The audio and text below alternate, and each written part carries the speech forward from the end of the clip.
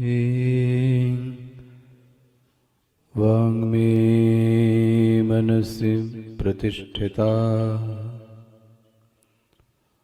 मनो मे वाचि प्रतिष्ठितम् आविराविर्मयेधि वेदस्य मवानिस्थः श्रुतं मे मा प्रहासीः अनेनाधीतेन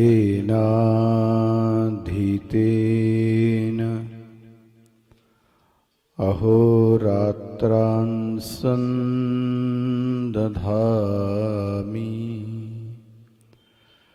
ऋतं वदिष्यामि सत्यं वदिष्यामि तन्मामवतु तद्वक्तारमवतु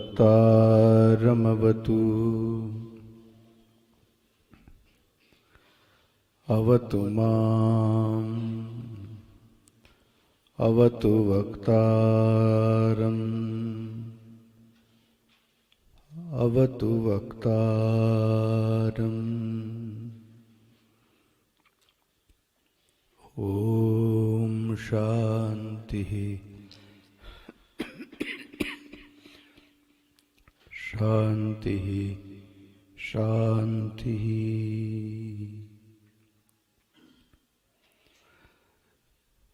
सदाशिवसमारम्भां शङ्कराचार्यमध्यमाम् अस्मदाचार्यपर्यन्तां वन्दे गुरुपरम्परां शङ्करं शङ्कराचार्यं केशवं वादरायणं सूत्रभाष्यकृतौ वन्दे भगवन्तौ पुनः पुनः भगवन्तौ पुनः पुनः भगवन्तौ पुनः पुनः।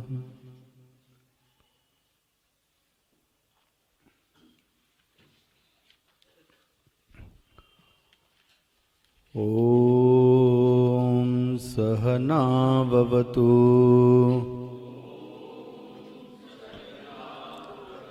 सहनौ भुनक्तु सह वीर्यं करवावहै तेजस्विनावधीतमस्तु मा विद्विषावहै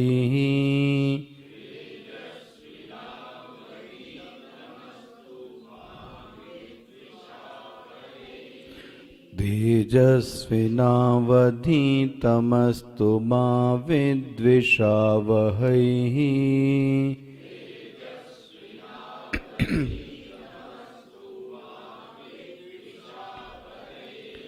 ॐ शांति शांति शांति।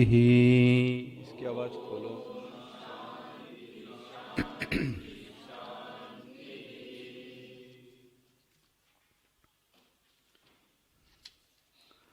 ॐ नमो भगवते वैवस्वताय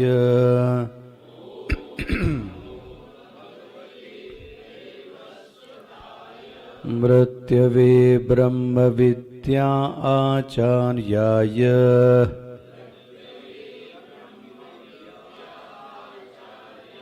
नचिकेतसे च। इसको छेड़ा है क्या कुछ? पहले जैसे एकदम करो सेट। भाष्य को दोहराइएगा।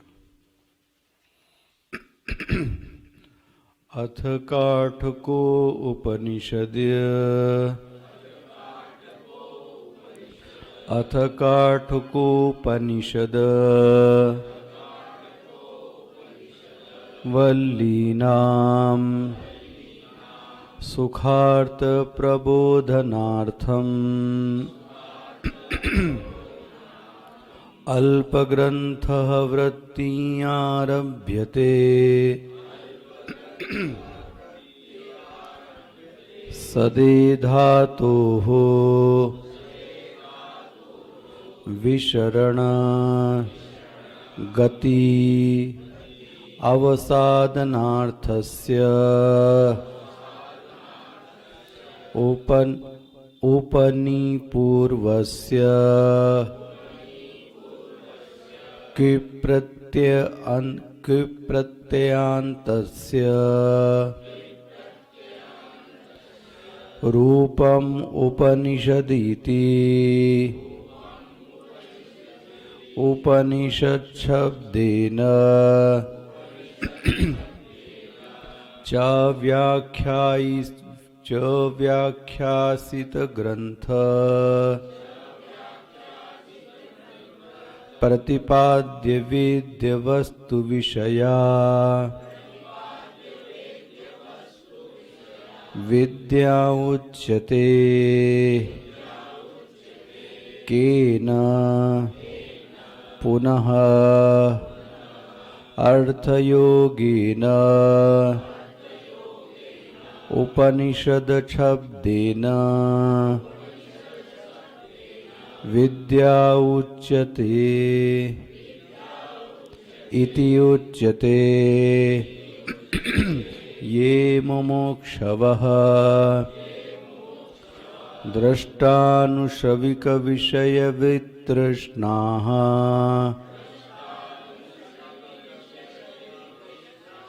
द्रष्टानुश्रविक विषय वितृष्णाः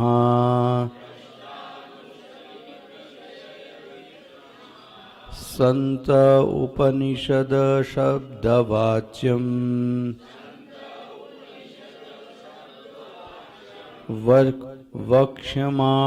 वक्ष्यमाण लक्षणां विद्याम् उपसद्यो उपगम्य तन्निष्ठतया निश्चयेन शीलयन्ति तेषाम् अविद्यादेहे संसारबीजस्य विशरणात् विशशनात् विनाशनात् इति अनेन अनर्थयोगेन विद्या उपनिषदि इति उच्यते। संसार बीजस्य विशरणात् विशशनात् विनाशनात् इति अनेन अर्थयोगेन विद्या उपनिषदि इति उच्यते।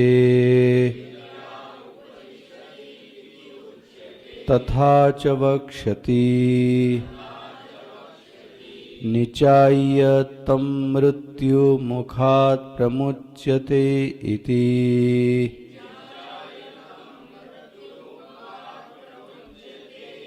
निचाय्य तं मृत्युमुखात् प्रमुच्यते इति।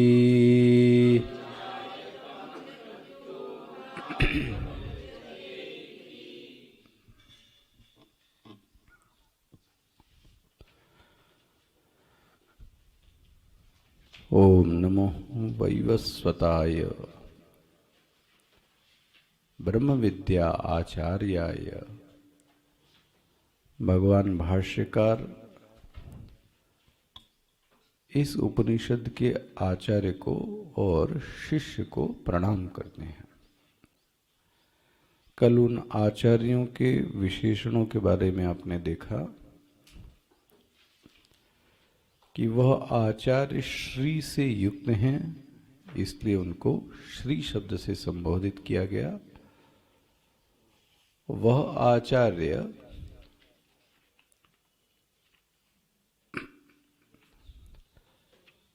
उनके उच्च कुल और वर्ण को बताता है कि उनका जो वर्ण है वो कैसा उच्च है। सूर्य के पुत्र हैं, यमुना उनकी बहन है, इससे वर्ण शुद्धि को भी बताते हैं, उनके कार्य को भी बताते हैं। और सबसे बड़ा विशेषण है वह ब्रह्म विद्या के आचार्य पद को भी सुशोभित कर रहे हैं। ब्रह्म विद्या स्वयं में ही नहीं, ब्रह्म विद्या स्वयं दूसरे शिष्यों को, अन्य शिष्यों को देते हैं। यम तो एक पद है, उस पद पर वह बैठा जो व्यक्ति है वह कौन कहला रहा है? यमराज। और एक बहुत सुंदर बात कही गई कि वह जो यम के पद पर बैठा व्यक्ति है वो कैसा है? साक्षात्कृत परमानंद। उस व्यक्ति को इस पर ब्रह्म का साक्षात्कार हो चुका है, परमानंद की प्राप्ति हो चुकी है। तो वह इस पद पर बैठा है। तो क्यों बैठा है? क्योंकि उसके पूर्व के प्रारब्ध के कारण। और जब तक वह प्रारब्ध रहेगा तब तक वह पद पर बैठेगा। तो कल आपको ये चर्चा याद हो, ब्रह्म ज्ञान के बाद में भी जैसे उसकी प्रारब्ध हैं, जैसे उसके संस्कार हैं, वह संस्कारानुरूपी वर्तन करता है। इसलिए कल एक श्लोक जो मैं मंगा रहा था वो ये है, शुकः त्यागी कृष्ण भोगी जनक राघव नरेन्द्राः वशिष्ठ कर्मनिष्ठाश्च सर्वेषां ज्ञानीनां समानमुक्ताः। बहुत सुंदर श्लोक है, मन नोट कर। शुकः त्यागी, ये प्रणव चैतन्यपुरी जी, महामंडलेश्वर जी अभी विवेक चूड़ामणि में बोल रहे थे। कल संभवतः मैं, मुझसे भी उन्होंने मांगा था कि तुमने जो सुना उसको तुम भी 10 मिनट में रिकॉर्डिंग भेजो, तो उन्होंने उसको बजाई होगी वहाँ। तो उसमें उन्होंने ये श्लोक बहुत सुंदर बोला, सभी विद्वानों में फेमस है, शुकः त्यागी कृष्ण भोगी जनक राघव नरेन्द्राः वशिष्ठ कर्मनिष्ठाश्च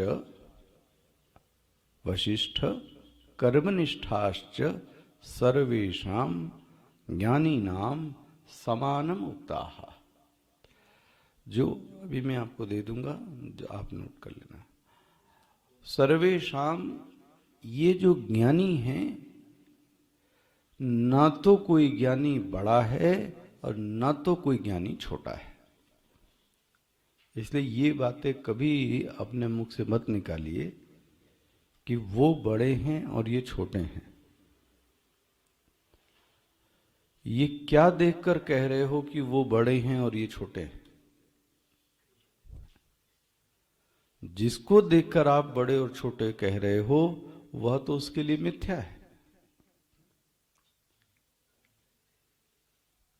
अभी आप, हमको भी बड़ा अच्छा इसमें स्वामी जी से समझ में है, यहाँ तक कि हम और आप कहते हैं कि प्रारब्ध से उसका शरीर चल रहा है। स्वयं की दृष्टि में प्रारब्ध नाम की कोई चीज होती ही नहीं। बोले ले, ये भी वो नहीं कहता प्रारब्ध से। इसलिए विवेक चूड़ामणि को पढ़िएगा कभी। मैं यहाँ जो कहना चाह रहा हूँ, ज्ञानी नाम समानम, सभी ज्ञानी समान कहलाते हैं, क्योंकि जो ज्ञान की जो प्रमा है वो सबके अंदर एक ही है। वो क्या प्रमा है? अहम सच्चिदानंद। सबके अंदर यही प्रमा है। लेकिन शुकः त्यागी, शुकदेव भगवान तो लंगोट पहनने को भी नहीं तैयार है, अवधूत रहते हैं, अवधूत रहते हैं। अब ये देखो कंट्रास्ट दिखाता हूं आपको। लोग बोलते हैं कि श्रीमद् भागवत तो गृहस्थों का और बहुत सरल ग्रंथ है और इससे बढ़िया। महाराज उसके जो आचार्य हैं वो कौन है? परमहंस संहिता, ये सन्यास का प्रकार होता है। ऐसा ज्ञानी व्यक्ति है, ऐसा उस अद्वैत तत्व में रमा व्यक्ति है जिसके लिए दिशा ही वस्त्र है। इसको दिगंतर बोलते हैं। वस्त्र नहीं पहने तो भी वो बोलते हैं दिशा ही तो मेरा वस्त्र है, तो क्या पहनने की जरूरत है? ऐसी जिसकी प्रमा है, सोचिए, वो इसका आचार्य है। किसका? पता नहीं लोगों ने क्या उलट पुलट सब कर डाला ये लीला प्रधान। परमहंस संहिता ज्ञान से भरी हुई है महाराज भागवत तो। जिसके सुखदेव जैसे आचार्य हों, सोचो आप, तो क्या कहा जाए। लेकिन क्या कहा जाए, विडंबना है। शुकः त्यागी, तो आपने सुखदेव जी के बारे में सबने सुना ही होगा। महाराज वेदव्यास जी पीछे दौड़ते हैं और वो रुकने को तैयार नहीं हैं। नग्न स्त्रियां नहा रही थी महाराज, वेदव्यास जी को देखने पर उन्होंने वस्त्र पहन लिया, सुखदेव जी को पहने पर वस्त्र भी नहीं पहना। बोले महाराज मैं पिता हूं, पुत्र चला गया, आपने कुछ नहीं धारण किया और मैं आया तो। बोले महाराज उनकी जो दृष्टि है वो बहुत पवित्र दृष्टि है, उनके मन में कुछ भी विकार नहीं आया। सोचो ऐसा अविकारी चित्त है, शुकः त्यागी। अच्छा कृष्ण भोगी, आहा, कृष्ण तो, कृष्ण का जीवन तो आप देखो ना, कितनी रानियां, क्या राजा, लेकिन अंदर से महाराज परम विरक्त। अच्छा हो सकता है सुखदेव जी के आराध्य कौन हुए? कृष्ण जी हुए। शुकः त्यागी कृष्ण भोगी जनक राघव नरेंद्राहा। जनक जी राजा हैं, दशरथ जी राजा हैं, नरेंद्र, ये लोग राज्य को चलाते हुए भी। वशिष्ठ कर्मनिष्ठश्च, ले, वशिष्ठ जी कर्मकांडी हैं। कभी आपको रामचरितमानस में सुनाएंगे महाराज। वशिष्ठ, ये रिकॉर्ड हो जाता है, ग्रंथों में ऐसा आया कि सबसे जो निम्न कर्म माना गया वो पौरोहित्य कर्म माना गया। क्यों मिश्रा जी पढ़ा ना आपने? ये दोनों मिश्रा जी ने पढ़ा। ये घृणित कह ले, नीच कर्म माना गया पौरोहित्य। और वशिष्ठ जी ने मना कर दिया था कि मैं पौरोहित्य कर्म नहीं बन करूंगा। लेकिन समझाया ये गया कि आ कौन रहा है, भगवान राम आ रहे हैं, उनके लिए आपके जैसा व्यक्ति ही क्या चाहिए? पौरोहित जी। और याद आती है हमारे स्वामी जी की, देखो पौरोहित पंडित अलग है। हर घर में एक पुरोहित होता था, वो पैसे और दक्षिणा देकर आपका कुंडली नहीं बताता। आपके घर में क्या परंपराएं हैं, आपके घर पे क्या बाधाएं आने वाली, पुराहितः, उसको पुरोहित बोलते थे। पुरा मतलब पहले, विपदा आने के पहले ही जो आपको क्या करे, सचेत करे, ऐसा मत करो, ऐसा नहीं करो, ऐसा करो, उसको बोलते थे पुरोहित। कितना बड़ा कर्म था एक परिवार में रहकर उस परिवार को आगाह करना सब चीजों से। वशिष्ठ कर्मनिष्ठाश्च सर्वेशाम, ये सब कैसे मान लेते हैं? इनको ज्ञानी भी मान लें। तो ज्ञानी नाम समानम उक्ताः, ये सब ज्ञानी कैसे हैं? तो जब ये समान है तो यमराज जी फिर समानम उक्ता। ये मैं सिर्फ इस श्लोक के लिए आपको याद आपके सामने रखा, क्योंकि श्लोक कल मिला नहीं था। ये कहीं के और है श्लोक, किसी अन्य ग्रंथ का, यहाँ का कहीं नहीं है। नहीं नहीं, विवेक चूड़ामणि का नहीं है, ये कहीं अन्य ग्रंथ का है। स्पष्ट हो गया ये। शुकः त्यागी कृष्णः भोगी जनक राघव नरेन्द्राः वशिष्ठ कर्मनिष्ठाश्च सर्वेषां ज्ञानीनां समानम उक्ताः। स्पष्ट हो गया। तो ऐसे हमारे कौन हैं? यमराज जी हैं। और शिष्य की कल बात मैंने आपसे करी दी कि वह शिष्य कैसा है महाराज? परम विरक्त है। उसकी चर्चा आगे आएगी तो खुद ही देखेंगे।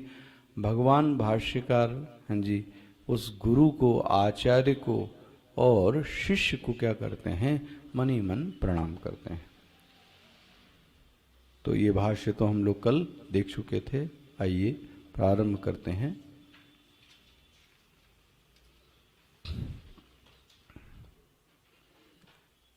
ये जो आपने भाष्य पढ़ा अभी, तो उपनिषद शब्द की जो व्याख्या है, पहली बात नोट कर लीजिए, कठोपनिषद के अतिरिक्त कहीं इतनी व्याख्या नहीं आई है। भाष्यकार ने स्वयं भी कहीं व्याख्या इतनी नहीं की जितनी कठोपनिषद में की है।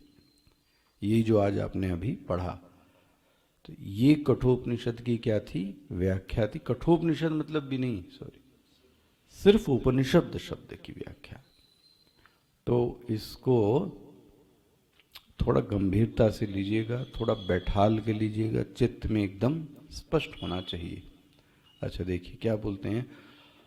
अथ काठकोपनिषद, तो जो पहला शब्द आया वो शब्द क्या आया? पहला शब्द आया वो क्या आया? अथ। तो बोले अथ क्या है? अथ, अथ शब्द मंगलार्थ। टीका मिल गई नीचे। अथ शब्द मंगलार्थ। अथ जो शब्द है वो कैसा है? वह मंगलवाची शब्द है। तो फिर से आपको दूसरे ग्रंथ की ओर ले चलें। श्रीमद् भागवत महापुराण में ब्रह्मा जी जब सृष्टि करते हैं, तो सृष्टि करने के पहले जो उनके मुख से दो शब्द निकले वो थे ओम और अथ। श्लोक बोलता हूं। ओंकारस्य च अथ शब्दस्य द्वा एता ब्रह्मणा पुरा कंठम भित्वा विनिर्यातौ तस्मात् मांगलिका वुभा। ये कहाँ का श्लोक है? ये श्रीमद् भागवत का श्लोक है। देखो ऐसे पढ़ो तो भागवत तो आनंद हो। जब ब्रह्मा जी सृष्टि करने चले तो उन्होंने महाराज ध्यान लगाया कि कैसे सृष्टि करूं। तो जब ध्यान लगाने पर उनके मुख से, जो जिह्वा से जो पहले दो शब्द निकले वो क्या निकले? ओम अथ। दो शब्द निकले, इसलिए क्या बोला? ओंकारस्य च अथ शब्दस्य द्वा एता ब्रह्मणा पुरा। ये दो शब्द क्या निकले? कैसे निकले? कंठम भित्वा, अरे कंठ को चीर कर, कंठ से आवाज आई, कंठम भित्वा। ये दो शब्द क्या हो गए? कंठ से, गले से आए। और इसलिए तस्मात् मांगलिका वुभौ, इसलिए इनको क्या कहा गया? मांगल। मंगल मतलब मंगल देने वाले। उभौ, उभौ मतलब दोनों को। कौन दोनों को? ओम भी मंगलवाची शब्द है और अथ भी मंगलवाची शब्द है। कम से कम कोई अर्थ ना याद आए तो इतना ही याद है कि ओम और अथ बोलने से व्यक्ति का मंगल होता है। ठीक है ना? इसलिए सबसे जो पहला शब्द है वो क्या निकला? ओम या अथ। तो आप भी किसी काम की प्रारंभ करें तो क्या बोलिए? अथ ओम। सबसे पहले क्या निकलना चाहिए? यही निकलना चाहिए, ओम। प्रातःकाल सोकर भी उठें तो मोबाइल पर हाथ जावे उसके पूर्व पहले क्या निकले? ओम। वो सब मत करना, उसमें वो ट्यून बजा दो और बजता रहो, फालतू का नाटक है। तो ये सब नहीं, उन्होंने अपने कंठम हित्वा ब्रह्मा जी ने अपने कंठ से निकाला। तो जब ओम निकालेंगे तो फिर वातावरण ही ऐसा रहेगा। कंठम हित्वा, अपने मुख से क्या निकालें? ओम शब्द। हालांकि इसमें भेद है, कभी ये भी आपको रखूंगा। हमारे ही इस परंपरा में ओम शब्द का उच्चारण गृहस्थ व्यक्ति को इसका अधिकार नहीं दिया गया। ओम शब्द जपने का अधिकार गृहस्थ व्यक्ति को नहीं दिया गया। उसके बहुत सारे कारण हैं। एक तो पहला समझ में आया कि वो पवित्र नहीं है। अरे ओम तो सदैव, आप तो क्या कहाँ पढ़ा रहे हो? कहाँ से आप हमको पीएचडी की क्लास से केजी की क्लास में ले आए? तो आपने चाय नाश्ता किया, चाय पिया, उसके बाद बोल रहे हैं ओम। तो किस मुंह से बोला आपने? सोचो आप। समझ में आया? तो ये तो फिर ना, ये तो गलत बात है। तो बहुत सारे उसके नियम होते हैं। अच्छा, ओम की मात्राएं होती, कभी मांडुक्य में पढ़ाया होगा। तो जिस मात्रा पर जोर दिया जाता है उसका फल जीवन में घटित होता है। अ पर जोड़ दिया तो विकास होगा, ओ पर जोड़ दिया तो ज्ञानात्मक चीजें ज्यादा आएंगी, म पर जोड़ दिया तो संन्यास आएगा, निवृत्ति आएगी। इसलिए गृहस्थ को कहा गया कि पहले भाई समझ लो, पढ़ लो, फिर इसके बात करो। बिना पढ़े लिखे समझे इसका उच्चारण। तो आपके लिए सबसे अच्छा आप शब्द क्या बचा फिर? अथ। और भाष्यकार ने भी शब्द क्या लिखा? अथ। चलिए भाई, अथ काठकोपनिषदि। एक बात तो स्पष्ट आ गई कि भगवान भाष्यकार को कठोपनिषद शब्द स्वीकार नहीं है, काठकोपनिषद शब्द स्वीकार है। तो हम लोगों की वाणी में आना तो यही चाहिए, लेकिन चढ़ गया है कठोपनिषद। होना क्या चाहिए? काठकोपनिषद। भाष्यकार को तो लगता है यही शब्द प्रिय है, काठकोपनिषद। तो क्या बोलते हैं? अथ काठकोपनिषद वल्ली नाम सुख प्रबोधनार्थम अल्प ग्रंथ वृत्ति आरभ्यते। देखो, वृत्ति ही आरभ्यते। वृत्ति मतलब विवरण। किसका विवरण? बोले वल्ली का। और वल्ली किसकी? वो कठोपनिषद की। ऐसे खोलो। विवरण मतलब बहुत बड़ा भी नहीं है, ध्यान रखना, उसको विवरण नहीं कहते। संक्षेप में उसके बारे में आपको बताना है ना, इसलिए क्या बोलते हैं? अल्प ग्रंथा। बहुत ज्यादा वर्णन नहीं करेंगे। कैसे करेंगे? अल्प ग्रंथा वृत्ति ही। तो उन्होंने महाराज एक संकल्प ले लिया कि मैं ये कठोपनिषद की वल्ली का क्या करूंगा? वृत्ति करूंगा। वृत्ति आरभ्यते, थोड़ा विवरण करूंगा, थोड़ा वर्णन करूंगा। तो बोले ये क्यों करेंगे आप? किसने कहा आपसे? इस विवरण करने का उद्देश्य क्या है आपका? स्वांत सुखाय तुलसी रघुनाथ गाथा। देखो आया, ये यहां नहीं लिखा है। तुलसीदास जी ने भी तो यही लिखा। क्यों लिख रहे हो भाई? स्वांत सुखाय तुलसी रघुनाथ गाता मोरे प्रबोध जिमि होई। क्यों लिख रहे हैं आप तुलसीदास जी? मैं अपने रमण के लिए लिख रहा हूं, किसी दूसरे को आकर्षित करना, प्रभावित करना ये मेरा लक्ष्य नहीं है। मैं अपने रमण के लिए लिख रहा हूं, आनंद के लिए लिख रहा हूं। भाषाबद्ध करबि मैं सोई मोरे प्रबोध।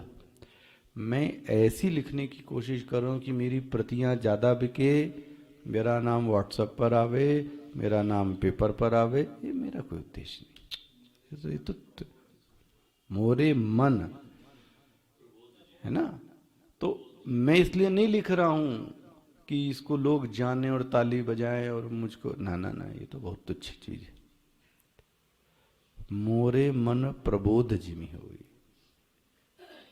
जिसके कारण मेरे मन को खुद क्या हो जाए, थोड़ा प्रबोध हो गए, इसके कारण मैं लिख रहा हूं।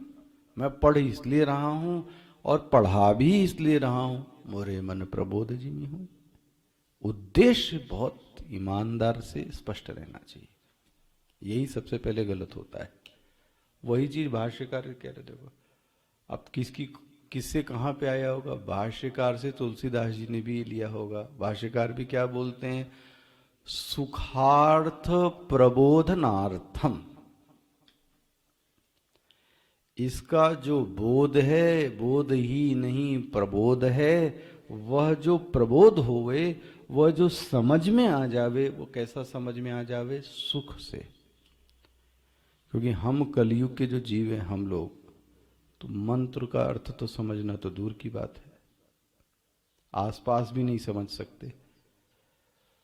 भाष्यकार को पता होगा ये, तो उन्होंने कहा कि मैं इस मंत्र का, इस वल्ली का क्या करता हूं, विवरण कर देता हूं। विवरण करने से बाद के जीवों को क्या होगा, थोड़ा आसानी से समझ में ये चीजें आ जाएंगी। तो ये पहली पंक्ति क्लियर होती है, अपने आप समझ में आता है ये। अथ काठको उपनिषद वल्ली नाम, इस काठकोपनिषद की वल्ली का मैं विवरण करने जा रहा हूं, और किसी का नहीं। क्यों करने जा रहे हैं, सुखार्थ प्रबोधनार्थम अल्प ग्रंथा वृत्ति ही आरभ्यते।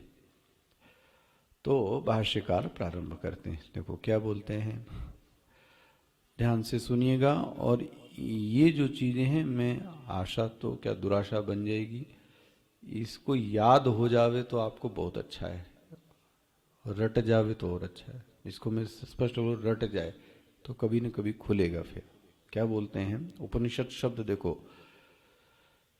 कैसे है बना। ये उपनिषद शब्द सब उपनिषद में लागू होता है, क्योंकि सभी क्या है, उपनिषद। सदेह धातो हो, उपनिषद शब्द में सद धातु है। सद धातु वास्तव में सद भी नहीं है, शदलरी शब्द है। शदलरी, तो उसमें लर का लोप हो गया, तो क्या बचा, शद। तो भाष्यकार ने क्या लिखा, सदेह धातो हो। जो उपनिषद शब्द है उसमें जो धातु है वो कौन है, शद। सदेह धातो हो। बोले महाराज ये धातु आ गई तो इसका अर्थ क्या होता है। बोले सद धातु के 3 अर्थ होते हैं। देखो नोट कर लीजिए, विशरण, गति, अवसादन अर्थस्य। देखो ये हो गया। सद शब्द के सद धातु का 3 अर्थ होता है। एक होता है विशरण। विशरण का मतलब होता है नाश। विशरण मतलब नाश। तो उपनिषद पढ़ने से क्या होगा, एक तो है नाश होगा, ठीक है। दूसरा गति, गति तो स्पष्ट ही है। इससे जो गति होगी वो कैसी होगी, सदगति ही होगी। उपनिषद सुनने को भी मिल जाए, समझने को मिल जाए, कान में भी चला जाए। स्पष्ट हो गया। कितने अर्थ हो गए, कौन कौन सा, विशरण गति। तीसरा अर्थ है अवसादन। अवसादन का अर्थ है शिथिल होना, ढीला हो जाना। भाई जो पहले जो स्थिति थी, ऐसा नहीं कह रहे हैं कि समाप्त हो गया, लेकिन थोड़ा जो मेरा बंधन है वो कैसा हो गया, थोड़ा शिथिल पड़ा है, थोड़ा ढीला पड़ा है। तो कितने अर्थ हो गए? अवसादन, गति और विशरण। ये विशरण, गति और अवसादन स्पष्ट हो गया। अच्छा, आप देखते जाइए। अर्थस्य उपनिपूर्वस्य, इसलिए कह रहा था भाष्य को अच्छे से पढ़िए। जब मैं पढ़ा रहा था, उच्चारण कर रहा था, इसीलिए धीमे धीमे कर रहा था मैं। उपनी, तो उपनिषद शब्द में आगे आया है ना, उपनी, इसको बोलते हैं। ये क्या है? हाँ, उपनी ये क्या है? ये उपसर्ग है। गुड भाई, आपने संस्कृत में पढ़ा होगा, हिंदी में एक उपसर्ग होता है और एक प्रत्यय होता है। जो पहले लगता है वो उपसर्ग होता है, और जो बाद में लगता है वो प्रत्यय होता है। तो उप और नी शब्द क्या है? उपसर्ग हैं। बन गया, अब उपनिषद शब्द बन गया। उप भी क्या है? उपसर्ग। नी शब्द भी क्या है? उपसर्ग। अब बचा क्या? सद। सद धातु के तीन अर्थ, विशरण, गति और अवसादन। इसी में शद में एक प्रत्यय लगा है, क्विप प्रत्यय। देखो जी, क्विप प्रत्ययांतस्य। ये क्यों बनता है क्विप प्रत्यय? अभी संस्कृत तो यहाँ कक्षा नहीं लेनी। क्विप प्रत्यय तब लगता है जब धातु को शब्द बनाते हैं। धातु से शब्द बनाने के लिए क्या लगाया जाता है? क्विप प्रत्यय। इसलिए यहां तिगंत नहीं लगा, ये सुप लगा। तो क्विप क्या हो गया? प्रत्यय। अब आपका बन गया पूरा, बन गया। तो अब इसको पूरा खोल लीजिए, बिना देखे मुंडी मेरी ओर करिए और अब बोलिए क्या है? उप उपसर्ग हो गया, नी उपसर्ग हो गया, सद धातु है। सद भी, ये भी याद कर ली, सदलरी धातु है। लरा का लोप हो गया, इसलिए क्या बचा? सद बचा। सद के तीन अर्थ हैं, विशरण, गति और अवसादन। और इस उपनिषद शब्द में एक प्रत्यय लगा है, उसका नाम है क्विप। पूरा बन गया उपनिषद शब्द। इतनी बातें मस्तिष्क में एकदम याद रहनी चाहिए। अच्छा, बोले महाराज ये तो आपने बड़ा टेक्निकल उपनिषद शब्द बताया, अब इसकी थोड़ा वर्णन कर दीजिए, ये क्या है? बोलते देखो भाई आगे, उपनिषद शब्देन च व्याख्यासित ग्रंथ प्रतिपाद्य वेद्य वस्तु विषया विद्या उच्यते।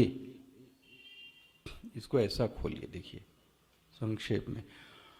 उपनिषद शब्देन विद्या उच्यते, बीच का भी गोल कर दीजिए, इसको बाद में लीजिए। उपनिषद शब्देन विद्या उच्यते। उपनिषद शब्द से क्या अर्थ समझना चाहिए? विद्या।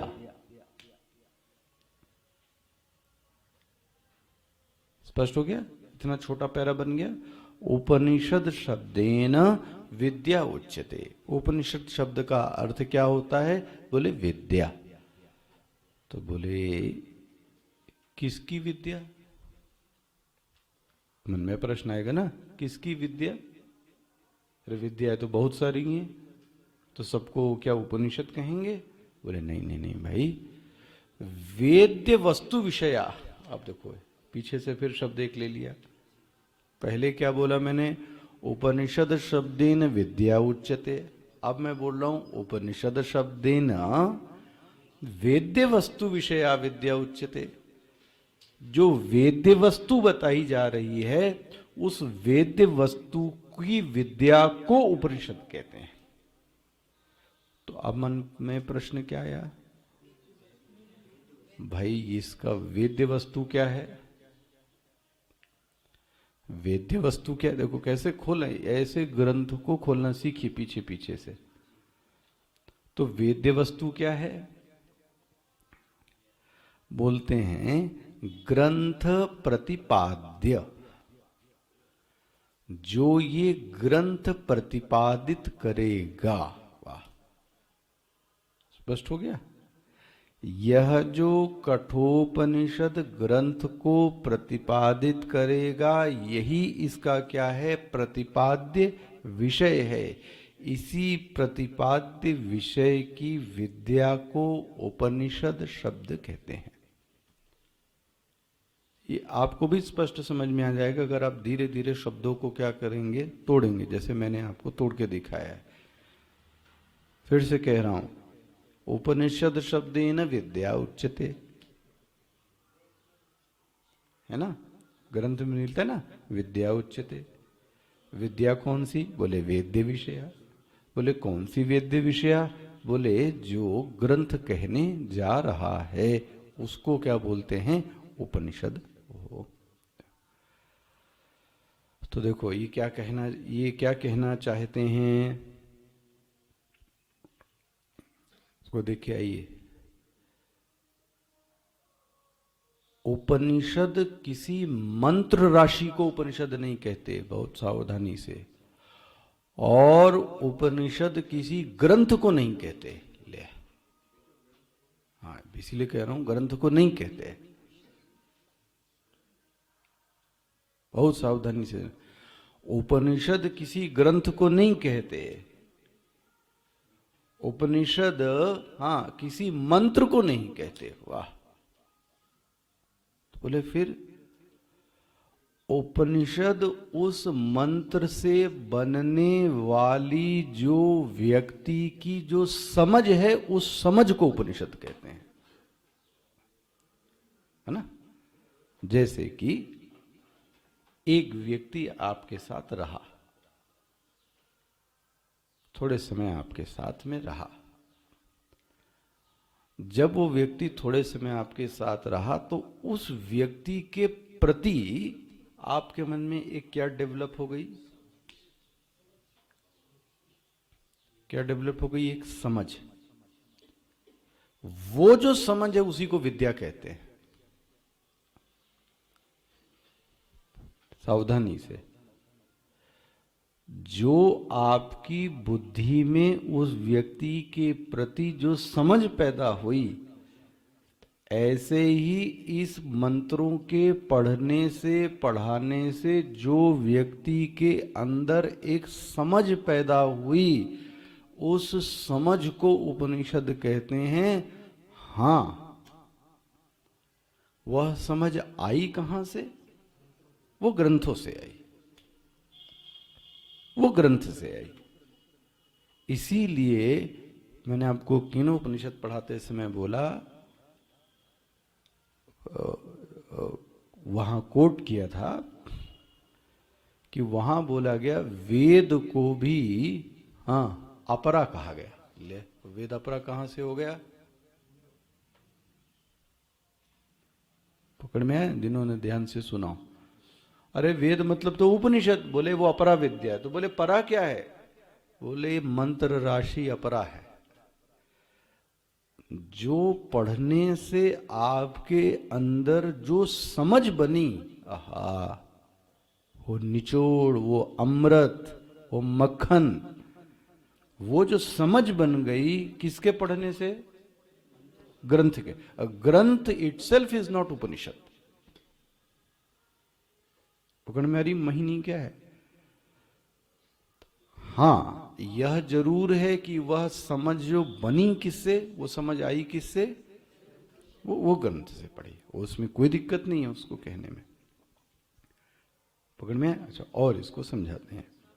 एक मिनट इसको एक्सप्लेन कर लूं, शायद समझ में आ जाए। आपने खूब श्रवण किया और खूब मनन किया।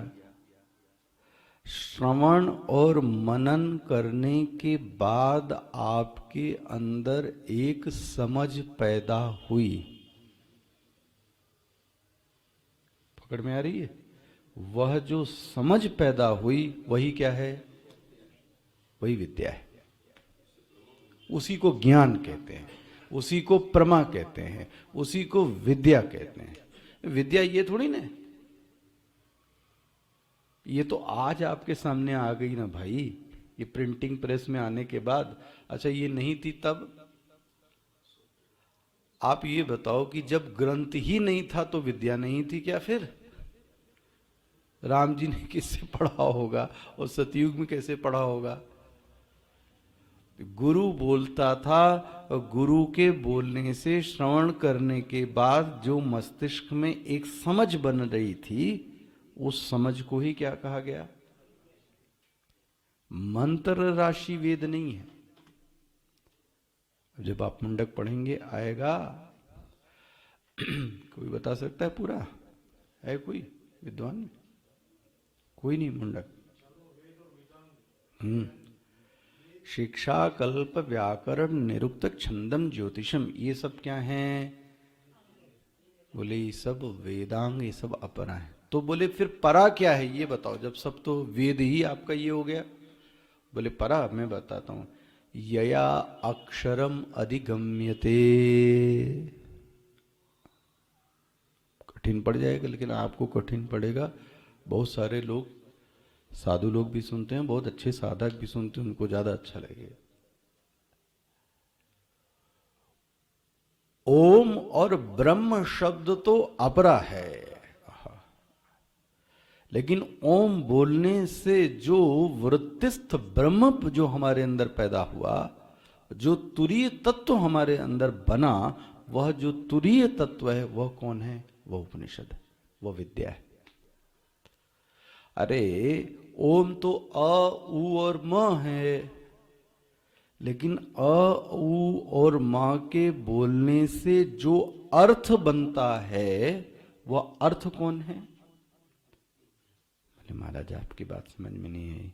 बोले देखो, अच्छा आम बोलने से आम नहीं है। आम बोलने से आपके अंदर क्या बना? अभी एक, वो आम है, वो विद्या है ना? शब्द नहीं है, आम है। बोलने से जो अंदर आपके अंदर एक बना ना, वो है विद्या। ऐसे ही तद्वत जो शब्द के बोलने से हमारे अंदर एक समझ पैदा हुई, वह शब्द नहीं, शब्द का जो अर्थ मेरे अंदर स्फुरित हुआ, वह अर्थ को ही विद्या कहते हैं। उसी अर्थ को प्रमा कहते हैं। स्पष्ट हो गया ये? श्रवण के मनन के पश्चात जो हमारी एक समझ बनी, सरल भाषा में कह रहा हूं, समझ, उसी को बोलते हैं विद्या, है ना? गुरु ने बोला, शिष्य के मन में सुनते सुनते एक मस्तिष्क में एक समझ बन गई। बोले वह जो समझ बनी, इसीलिए कहा जाता है विद्या का नाश नहीं किया जा सकता। इसका तो नाश कर दोगे आप। अगर यही विद्या होती तो सब लोगों ने जला दिया था इतने, लेकिन विद्या जीवित रही। ये सब हटा ले जाओ छाप, ये सब, लेकिन जो मेरे मस्तिष्क में भरा है उसका क्या करोगे आप? उसको तो कोई नहीं हटा सकता, तो वो तो जीवित रहेगी ना। और वो जिसको दे दी गई तो उससे तो फिर तो फैल जाएगी, तो उसका तो नाश नहीं कर सकते आप। वेद का आप ही नाश कर लो, पन्ने का नाश कर लो, फेंक लो। स्पष्ट हुआ कि नहीं हुआ क्या कहा जा रहा है? फिर से देखिए, उपनिषद शब्देन विद्या उच्यते। बोले विद्या कौन सी? वेद्य वस्तु। बोले वेद्य मतलब जिसको जानना है। कौन सा वेद्य वस्तु? बोले ग्रंथ प्रतिपाद्य, जो क्या करेगा, ग्रंथ बताने वाला है। इसीलिए बोलते व्याचिख्यासित, जिसको मैं बताने के लिए क्या कर रहा हूं, चेष्टा करूंगा। कहां पर, इसमें कठोपनिषद में। वही क्या है, वह विद्या ही क्या कहलाएगी, उपनिषद। तो अब आपकी शास्त्रीय भाषा में बोलूं, प्रमाण व्यापार के बाद प्रमा की उत्पत्ति को उपनिषद कहते हैं। स्पष्ट हो गया। उपनिषद प्रमाण है। आहा, प्रमा नहीं है। पकड़ में आ रहा है। उपनिषद प्रमाण है।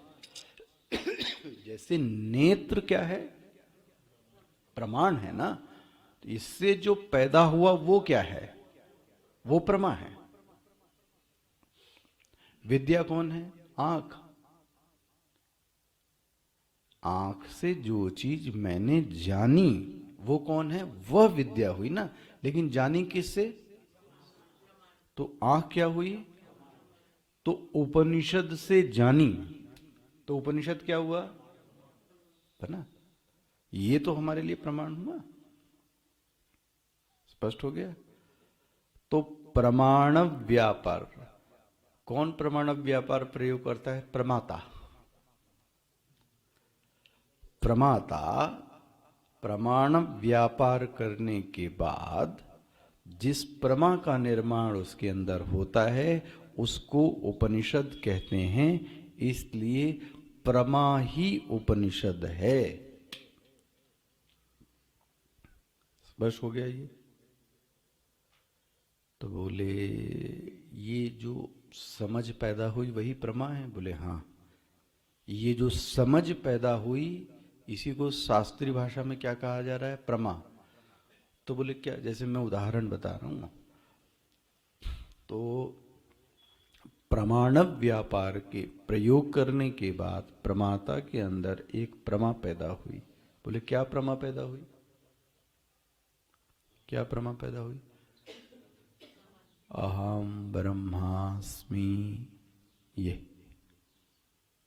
अहम ब्रह्मास्मि, बोले ये क्या है, बोले इसके कहते ही उसको ये समझ में आया कि यह जो ब्रह्म है वह व्यापक है, त्रिविध परिच्छेद शून्य जो सत्ता है वह ब्रह्म है।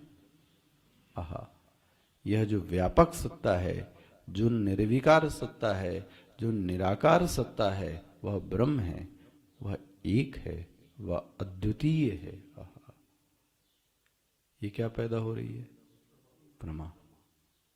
किससे पैदा हुई, प्रमाण से। ये जो मैंने अभी आपको बोला इसको क्या बोलते हैं, यही उपनिषद है। स्पष्ट हो गया। अब किसकी नहीं समझ में बता दे और समझा दे, जो जितना समझा सकता हूं मैं। मुझे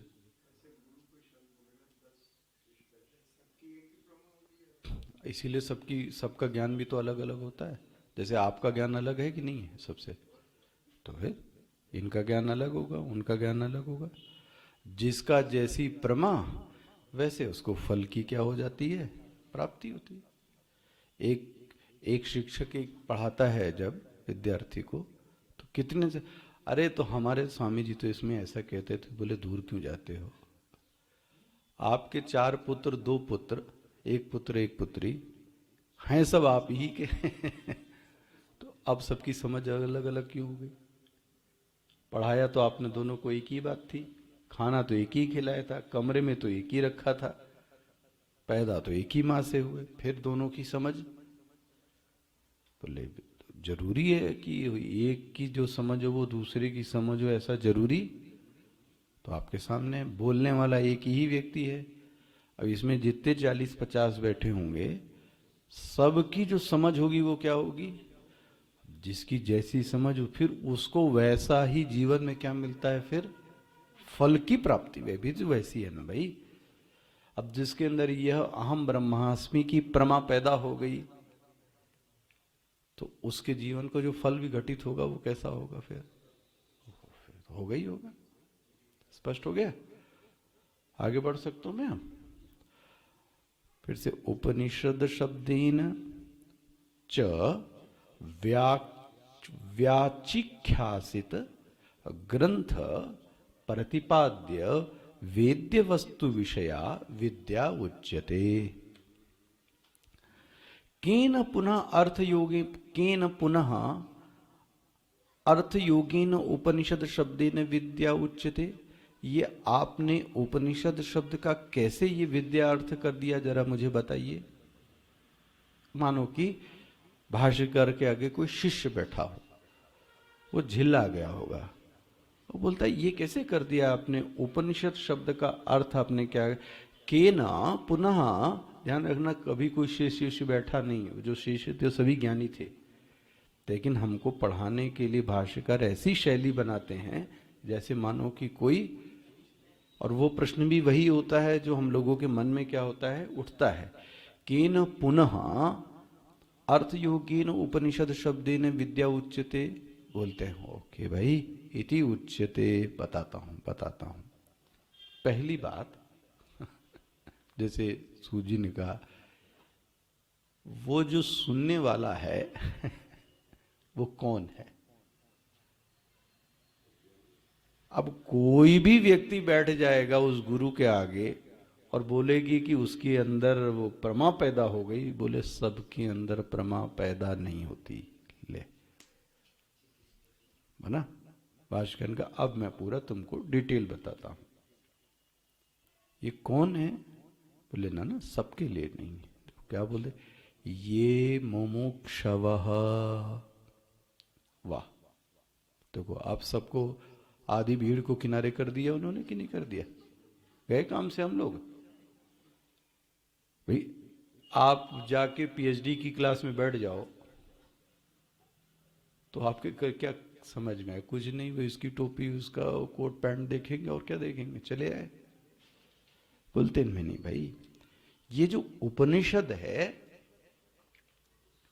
ये किसके लिए अर्थ दिखाता है जीवन में, इसका फल किसके जीवन में आता है? बोलते हैं ये मुमुक्षवः। पहली एक शर्त है कि वह जो व्यक्ति होना चाहिए वो कौन होना चाहिए? मुमुक्षु होना चाहिए। अगर मुमुक्षु नहीं है तो ये फल जीवन में घटित नहीं होगा, स्पष्ट नहीं घटित हो सकता। तो बोले मुमुक्षु कौन है? आप ले तो मुमुक्षु कौन है? हाँ, बोले चलिए सुन लीजिए। मुमुक्षा ये भी नहीं, मुमुक्षु वह है जिसने जीवन में यह जान लिया कि मुझे कुछ भी मिल जावे, मेरी जीवन की समस्या का हल परिस्थिति में नहीं है। यह है मुमुक्षु। इसीलिए इसकी व्याख्या पहले कर चुके खूब। आप कितने ही झुंझुने दे दो भैया, ये झुंझुने थोड़ी देर के लिए ही प्रसन्न रखेंगे। आप कुछ भी दे दो, मेरे जीवन की समस्या का हल इसमें नहीं है। यही नहीं, इस लोक से उठा के हाँ किसी दूसरे लोक में डालो, मेरी समस्या का हल नहीं है ये।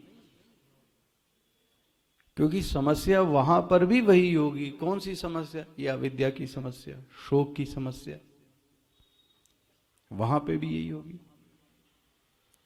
इंद्र को नहीं हो रही थी, देख रहे थे आप। तो मेरी समस्या का हल थोड़ी ना है भाई। आपको कोई दांत खाज खुजली और कुछ हो जावे तो ठीक है, थोड़ी देर के लिए आप उसको ढक ढुका लो, सेंट डालो, पवित्र कर लो, इत्र डाल लो। लेकिन महाराज, बहुत गंदा दृष्टांत दूं, किसी के पायरिया हो जाए, होता ही रहता है। अब उसके मुंह से क्या आती है? बड़ी भीषण बदबू आती है। अच्छा, वो इलायची खा ले तो कितनी देर तक? थोड़ी देर के लिए होगा ना। उसका जो इलाज है वो तो दूसरा होगा ना, कि उसको पस को क्या करना पड़ेगा उसको। तो उसका ये इलाज नहीं है कि आप थोड़ी देर के लिए कर सकते हो, लेकिन इलाज तो यही है कि जड़ से उसका जो पस है वो क्या हो जाए, निकल जाए। बस बस बस, ये जड़ से इलाज है। ऐसे ही हमारी समस्या का इलाज जड़ से होवे। ये झुंझुने बाजे बजने बदलने से कुछ नहीं होने वाला। कभी इस लोक में दे दोगे, कभी पुरुष बना दोगे, कभी नारी बना दोगे, कभी ब्राह्मण बना दोगे, कभी क्षत्रिय बना दो, इस सब से कुछ नहीं होगा भगवान। और हम लोग इसी में से, हम तो ये भी छोड़, इसी जीवन में 4-5 परिस्थिति बदल जाए तो वाह। ये जिसके अंदर आग लग गई, इसको दूसरे शब्दों में कहूं, जिसने स्वरूपावस्थान का वर्ण कर लिया होवे, वह मुमुक्षु है। बन गया। जिसने स्वरूपावस्थान का वर्ण कर लिया है। स्वरूपावस्थान समझ गए होंगे मेरे ख्याल, तत्व। स्वरूपावस्थान वो तत्व जिसने वर्ण कर लिया। ध्यान रखना, भी मिला नहीं है, चूज कर लिया है। भाई अभी आपने पेमेंट नहीं किया है, लेकिन आपने सिर्फ क्या किया है, चूज किया है। इतने सारे जीवों में से कुछ जीवों ने अपने जीवन का वर्ण क्या कर लिया, मेरे जीवन का जो लक्ष्य होगा वह स्वरूपावस्थान होगा, तत्व में शांति। ऐसे व्यक्ति को हाँ मुमुक्षु कहते हैं। स्वामी जी ने इसको बहुत सुंदर समझाया था। बोले देखो, नींद में जाने के लिए भी सब कुछ छोड़ना पड़ता है। बहुत सुंदर दृष्टांत। गाढ़ी नींद में, सुषुप्ति में जाने के लिए भी व्यक्ति को आखिर सब कुछ छोड़ना पड़ता है कि नहीं? थोड़ी देर के लिए नींद लेना है तुमको, नहीं ये तो बड़ी महंगी माला है, इसको तो लगा के सोऊंगा गले से, नींद नहीं आएगी, नींद नहीं आएगी। ये डॉलर, ये रुपए, ये लोहे की क्या बोलते हैं वो ईंट, तो पकड़ लो, लेकिन जैसे ही नींद कब आएगी पता है? जैसे ही आपकी मुट्ठी क्या पड़ी, ये नींद तभी आएगी। जहां हमने यह भी छोड़ दिया कि मैं पुरुष हूं, मैं स्त्री हूं, तभी व्यक्ति को क्या आएगी? बहुत सुंदर दृष्टांत है। जब थोड़े से विश्राम के लिए, शरीर के मन के थोड़े से विश्राम के लिए व्यक्ति को अपना सब कुछ क्या करना पड़ता है, छोड़ना पड़ता है कि नहीं? तो आप समझ सकते हो उस परम विश्राम के लिए नहीं छोड़, नहीं हम सब लेके चलेंगे, सब उपाधि ले। नींद में तो आप अपनी उपाधि छोड़ते हो कि मैं पुरुष हूं, मैं अमीर हूं, मैं गरीब हूं, मैं साधु, मैं सन्यासी हूं। मैंने आपको कभी ऐसा एक दृष्टांत दिया, बहुत पुराना दृष्टांत था, मेरे ख्याल से 15-17 साल पहले के, कि कहीं रीवा ऐसे किसी एक ट्रेन से आ रहा था, तो सेकंड एसी में भी जो RAC था वो 1 नंबर था, तो ऐसा लगता था कंफर्म हो जाएगा। महाराज नहीं हुआ, ट्रेन चल दी, उसमें आधी सीट मिलती ना, आधी सीट पे एक 60-70 साल की होंगी, 75 साल की एक माताजी स्त्री बैठी आगे, वो भी बैठी। थोड़ी देर तो बैठे रहे, दोनों लोग हिलते रहे, अपना ट्रेन चलती रही। 10 बज गया, तो वो तो स्त्री मैच्योर थी बहुत, उसने एक बात बड़ी सुंदर बोली। बोले महाराज जी आपकी उम्र कितनी है? मैंने कहा 24, 25, 26 साल लगेगी और क्या होगी। बोले आप मेरे पोते के समान हैं और मैं इलाहाबाद विश्वविद्यालय की प्रोफेसर हूं। मैं बोले ये आपको इसलिए बता रही हूं क्योंकि मेरी भी सीट कंफर्म नहीं है, आधी सीट मेरी आधी है, तो दोनों को सोना है।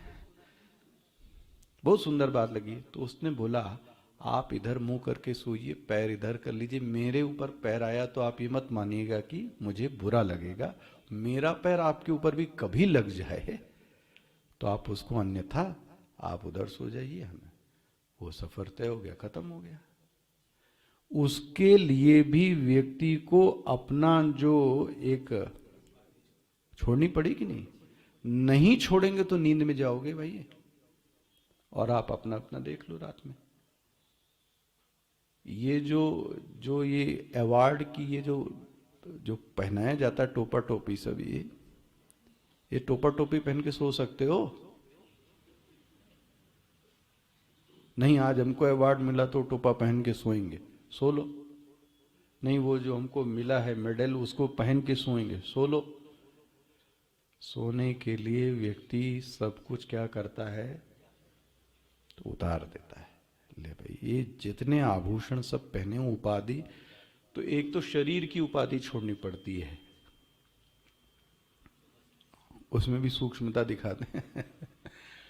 स्वामी जी ऐसा बोलते थे हमारे गुरुजी कि शरीर की माला नहीं छूटे तो भी नींद आ सकती है। वाह।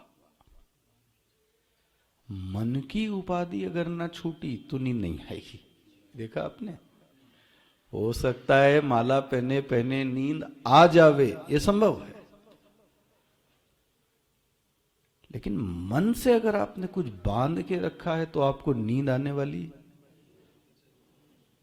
त्यागे नहीं के अमृतत्वमान शुहु, आप डेली पढ़ते हैं।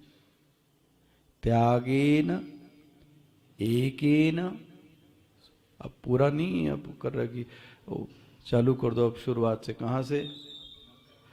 न कर्मणा न प्रजया न धनेन त्यागेन एकेन अमृतत्व मानशु।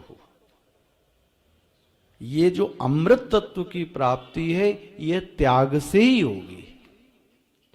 भगवत गीता में इसी त्याग को संन्यास शब्द से कहा गया कि सर्व संकल्प संन्यासी, अपने जीवन के थोड़े थोड़े संकल्पों को क्या करना पड़ेगा, छोड़ना पड़ेगा, तभी तो सन्यासी बनोगे भाई। बिना सन्यास लिए ये ज्ञान नहीं प्राप्त होगा। अब सन्यास मतलब यही मत समझ लेना अब लाल कपड़ा और ये सन्यास नहीं है भाई। जो गीता का सन्यास बताया गया वो लीजिए ना। सर्व संकल्प सन्यासी बना। मुमुक्षु कौन? जिसने अपने जीवन में वर्ण किसको बना लिया? स्वरूपावस्थान ही वर्ण है। स्वामी अखंडानंद जी महाराज जी कहते थे सन्यास तो क्या कहा जाए, घर लौटने का नाम सन्यास है। क्या बात, थोड़ा सोच के देखिए। घर लौटने का नाम नहीं लगता आपको? उस तत्व ही तो असली तो हम लोग वही हैं। जब वापसी होगी उसी का नाम क्या है? तो घर लौटने का नाम, जो घर एक्चुअली में हमारा, वो तो सच्चिदानंद ही है। वो प्राप्त हो जाना, इसीलिए वो देखो, अब बात ना समझो तो फिर कुछ का कुछ अर्थ समझ में आएगा। इसीलिए हमारे गुरुदेव ने, उनसे किसी ने पूछा स्पिरिचुअलिटी मतलब क्या, तो उन्होंने एक शब्द बोला, यू टर्न। देखो महात्माओं की भाषा देखो आप, क्या बोला उन्होंने? U turn. यू टर्न मतलब बच्चा उच्चा ना बनो भाई, वरना फिर फंस जाओगे। बच्चा बनोगे तो शादी होगी बाद में, फिर बच्चा उच्चा नहीं बनना है। ये जो बाहर की ओर भगे जा रहे हो ना, भगे ही तो जा रहे हैं अभी हम लोग। क्या आप एक दृष्टि से देखो, क्या हो रहे, भगे जा रहे हैं, भगे जा रहे हैं, भगे जा रहे हैं। तो गुरुदेव ने बोला भगो नहीं, बहुत भग चुके, जहां हो अब वहीं से अपने पास वापस आओ। जिसको छोड़कर गए हो उसके पास वापस आओ। That U turn, U turn. अब उसका दूसरे यू मतलब तुम्हारे लिए भी है। तो वो कितनी बात है। अपने से सन्यास क्या है? बोले घर लौटने का नाम है। ये कौन है? ये विद्या किसको आती है? बोलते हैं मुमुक्षवः। भाष्यकार ने इसको इतना सुंदर परिभाषित किया, दृष्टानुशविक विषय वितृष्णा। मुझे ऐसा याद आता है, मैं कंफर्म करूंगा, ऐसा मुझे अभी स्पष्ट हो रहा है। दृष्टानुशविक विषय वितृष्ण से संगीक्यार संज्ञा, ये पतंजल योग सूत्र में ऐसा आया है। तो भाष्यकार देखो क्या बोले, ये मुमुक्षवः। कौन है मुमुक्षु? देखो कितना सुंदर पर दृष्ट मिल गया भैया। अब बहुत कुछ देखने की इच्छा खत्म हो जावे, बड़ा देख लिया, बन गया। अगर अभी भी देखने की बड़ी इच्छा बाकी है, बोले तुम नहीं हो। यही नहीं, अनुश्रविक शब्द को खोलो। अब कुछ नहीं सुनना भाई, बहुत सुन चुके, अब यही सुनना है बस। कौन? ये वेदांत ही सुनना है, इसके अतिरिक्त अब कुछ नहीं सुनना।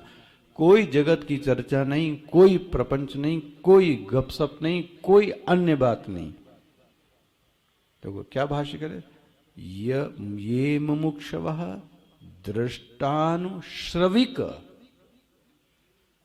देखना और सुनने से विषय वितृष्णा, इनसे जो चित्त है वो कैसा हो जाए, भर जाए। बहुत हो गया, अब नहीं जाना, अब कुछ नहीं करना, अब न ज्यादा सुनना है न ज्यादा देखना है। ऐसा चित्त जिसका हो गया। देखो भाष्यकार ने कितना अच्छा बताया।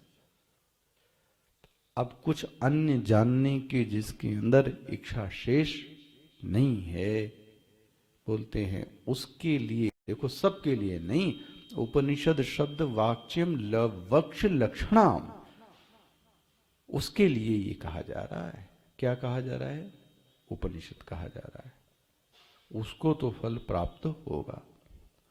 कल देखते हैं यहीं से आगे। हाँ, अलम भी ठीक है। नहीं, कौन सा अध्याय? 18वां अध्याय। ओम श्री परमात्मने नमः। अथवष्टादशोऽध्यायः। अर्जुन उवाच सन्न्यासस्य महाबाहो तत्त्वमिच्छामि वेदितुं त्यागस्य च ऋषिकेश पृथक् केशिनिषूदन। श्रीभगवानुवाच